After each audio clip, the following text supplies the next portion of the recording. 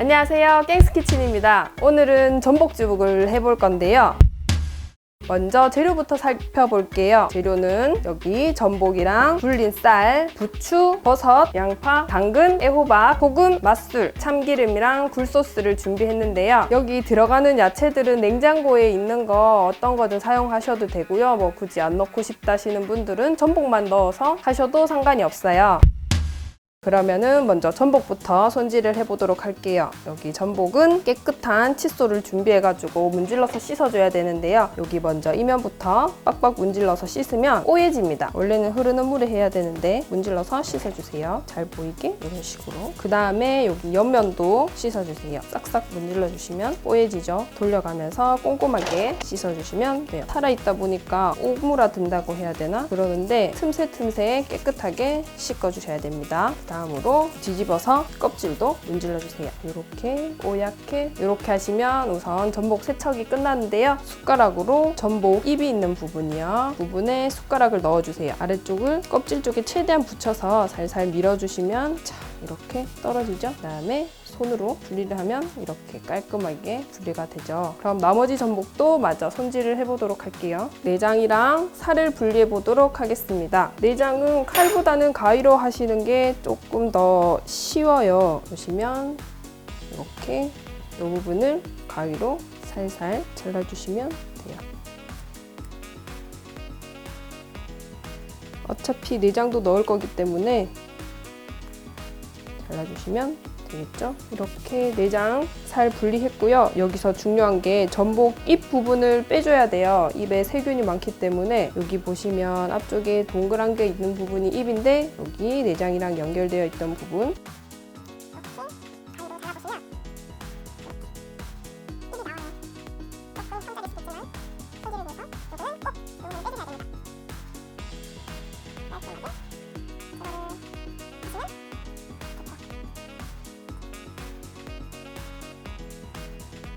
자, 이렇게 전복 세척까지 끝났습니다. 내장이랑 분리한 전복 보이시죠? 그러면 여기에 이제 칼집을 넣을 건데요. 먹기 좋게 우선 세로로 칼집을 조금씩 내주세요. 잘게 다져서 넣어도 되지만 조금 더 씹는 식감을 위해서 좀 큼직하게 썰 거거든요. 자, 이렇게 썬 다음에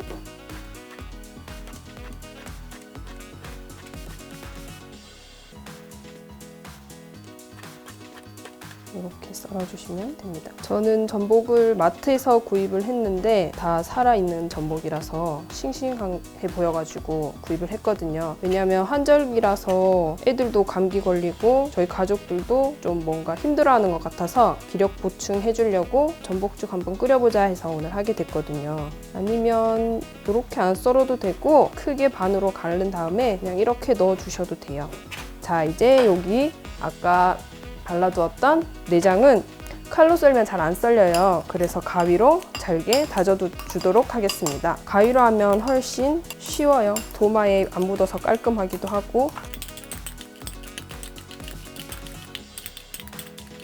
가위로 하면 팔은 조금 아프지만 그래도 나중에 설거지할 걱정은 없으니까. 자, 이제 전복도 다졌고 내장도 다졌으면 다른 야채들도 한번 다져보도록 할게요. 야채를 썰어볼게요. 자, 먼저 버섯부터. 저는 새송이 버섯을 썼지만 뭐 표고버섯도 상관이 없고 팽이버섯 넣으셔도 돼요. 전복만 넣는 것보다는 좀 더 영양가 있지 않을까 해서 재료를 다양하게 준비해봤어요.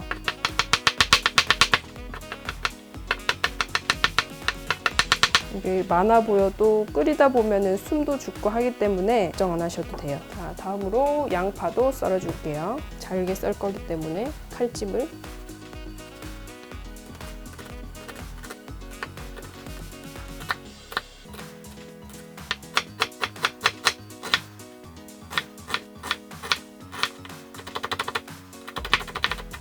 양파도 다져서 접시에 옮겨주겠습니다. 다음으로 당근도 채 썰어야죠. 당근도 넣어주셔야 돼요. 몸에도 좋고 색감도 이쁘게 살기 때문에 당근도 채를 썰어서 이번에는 호박도 채를 썰어주세요.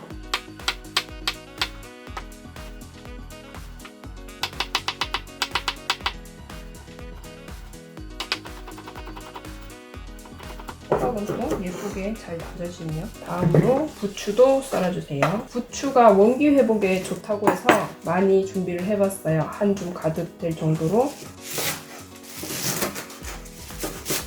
자기 원하는 크기로 썰면 될 것 같아요. 다져도 되고 아니면 좀 더 길쭉하게 썰어도 되고. 부추는 이 야채들이랑 같이 넣을 게 아니라 마지막에 넣을 거니까 따로 두셔야 돼요. 자, 이렇게 해서 모든 재료 손질이 끝났습니다. 자, 이제 재료 손질 끝났으니까 냄비에다가 죽을 끓여보도록 하겠습니다. 우선 냄비를 준비해 주시고요. 참기름 먼저 불러줄게요. 한 큰술, 두 큰술, 세 큰술 정도 불러주시고, 여기에 먼저 센 불 말고 불을 중불에다 맞추고 내장을 먼저 볶아줄 거예요. 내장을 참기름에 먼저 볶아서 내장 비린내를 잡아줄 거예요.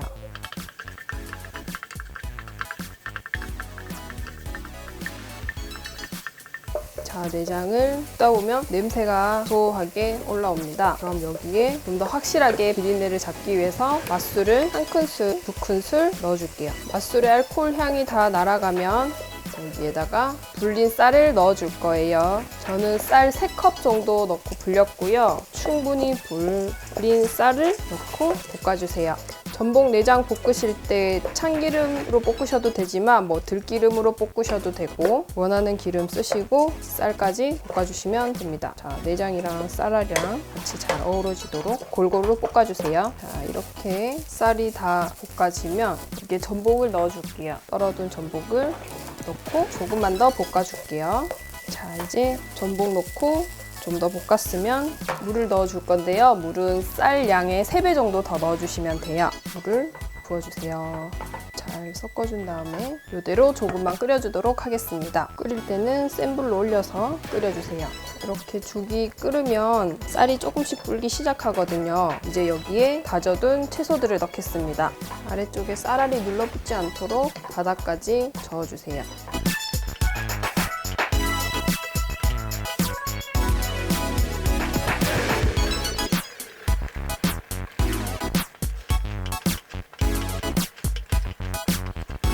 불을 다시 중불로 줄이고, 여기에다가 간을 살짝 해줄 건데요. 이번에 저는 굴소스를 한번 넣어볼 거예요. 원래 먹던 굴소스는 백설이었는데 이번에 마트 갔다가 청정원 굴소스가 보이길래 한번 사봤거든요. 여기 90.4% 들어있다 해서 보시다시피 여기 청정원 굴소스 한번 넣어보겠습니다. 청정원님, 이 굴소스를 한 큰술만 넣어줄게요. 약간의 감칠맛을 위해서 넣는 거라서 굴소스로 간을 할 게 아니기 때문에 한 큰술 넣고 섞어주세요. 이 죽이 꽤 많아 보이는데 또 의외로 먹으면 금방금방 없어지더라고요. 자, 이렇게 어느 정도 죽이 제가 원하는 농도만큼 끓여졌어요. 그러면 이제 여기다가 소금 간을 약간 해줄게요. 아무리 죽이라도 너무 밍밍하면 맛이 없으니까 소금 간을 해주겠습니다. 너무 짜지 않게 조금씩 넣어서 간을 해주시면 돼요. 마지막으로 부추를 넣어보겠습니다. 아까 썰어둔 부추를 그냥 다 넣을게요. 엄청 많지만 부추도 듬뿍 넣고, 부추는 넣고 오래 끓이실 필요가 없어요. 금세 숨이 죽기 때문에 재빨리 섞어서,